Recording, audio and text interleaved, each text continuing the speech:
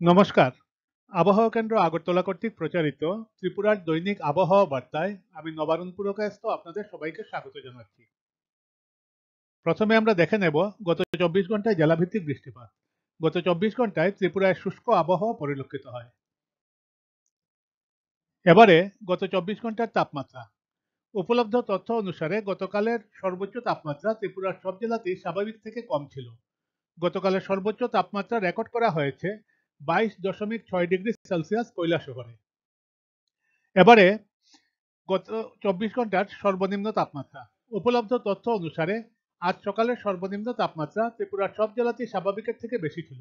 আজ সকালের ত্রিপুরার সর্বনিম্ন তাপমাত্রা রেকর্ড করা হয়েছে 11.8 ডিগ্রি সেলসিয়াস বিশ্রামগঞ্জে।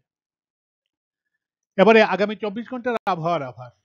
আগামী ২৪ ঘন্টায় ত্রিপুরার আবহাওয়া শুষ্ক থাকবে এবং সতর্কতা হিসাবে ত্রিপুরার সব জেলাতেই ১-২ জায়গা ঘন কুয়াশাচ্ছন্ন থাকার সম্ভাবনা রয়েছে। আগামী ২৪ ঘন্টার জন্য সর্বোচ্চ তাপমাত্রা ১৮ থেকে ২২ ডিগ্রি সেলসিয়াসের মধ্যে থাকতে পারে, যা স্বাভাবিক বা তার থেকে কম, এবং সর্বনিম্ন তাপমাত্রা ১১ থেকে ১৪ ডিগ্রি সেলসিয়াসের মধ্যে থাকার সম্ভাবনা, যা স্বাভাবিক বা তার থেকে বেশি। আমাদের পরবর্তী দৈনিক আবহাওয়া বার্তা প্রচারিত হবে আগামীকাল, অর্থাৎ ১৬ই জানুয়ারি ২০২৪। ধন্যবাদ।